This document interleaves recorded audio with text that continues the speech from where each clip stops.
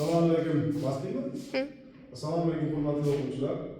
Bugungi o'rgangan mavzumiz qozog'cha aytganda to'g'ri o'rganish interesi. Ya'ni o'z tug'ilib o'sgan vatanimizning nimasi? Tarix. Ya'ni bizning qishlog'imiz misol hozir Dehqon qishlog'i bo'ladigan bo'lsa, 1916-yil bizning kunlarimiz qishlog'imiz paydo bo'ldi. Paydo bo'lishining asosiy sababi boyagi nima bo'lgan? Xalqning boyagi suv bo'yidagi joylashish tartibini o'zgartirish. Kanal o'tgan. Kanal o'tishining boyagi suvning asosiy vazifasi bu hayot hisoblanadi. To'g'rimi? Suv bor joyda hayot. Judai jamoat davridan muallif oladigan bo'lsak, daryolarning asosiy bo'lishi xalq rivojlangan.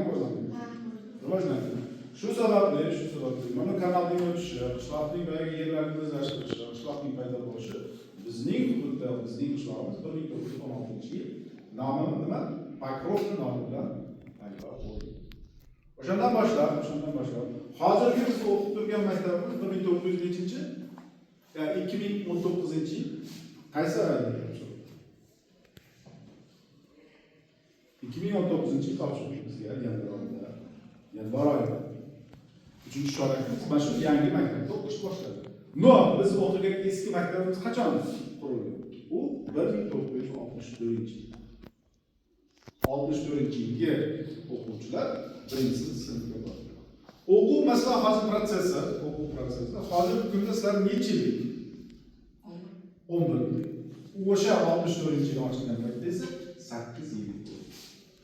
Va keyinchalik 70-yilga kelib 11 yil bo'ladi, yo 10 yil bo'ladi, keyin 11 yil bo'lib reforma bo'lib almashadi. Hozirgi holda o'sha davrda boshlangan. Endi ularning masalan maktabning nomini oladigan bo'lsak, maktabning nomi bizgacha bo'lgan hozirgi kunda qaysi nom bilan nomlanamiz maktabimiz? Xalqimiz nomidagi maktab nomi. Ungacha bo'lgan nom esa Soyuz vaqtidagi nomi Nadejda Krupskaya nomi bilan Nadejda Krupskaya nomi bilan 89-maktab deb ataladi. Ya'ni o'sha maktabda biz o'qiganmiz. Biz birinchi sinfga kelganmiz.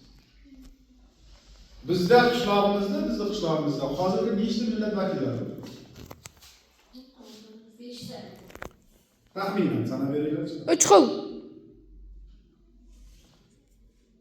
Necha xil? 5 xil. 3 xil demagansiz. 2 xil. Nimaga?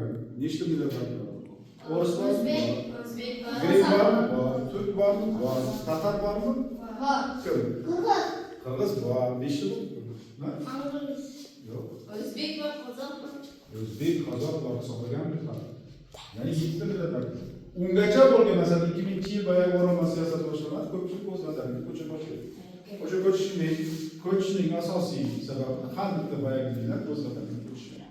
Ko'chib ketish, o'zini vatanini yashash ma'nosi tuyg'usi paydo bo'lgani uchun o'zlari vataniga ketishadi.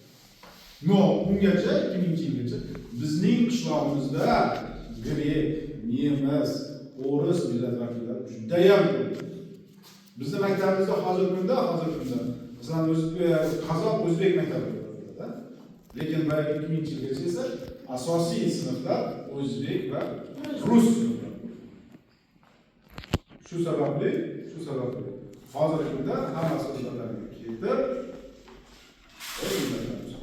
nima uchun masalan hozirgi kunda bizning maktabimizda qozoq, o'zbek maktabi?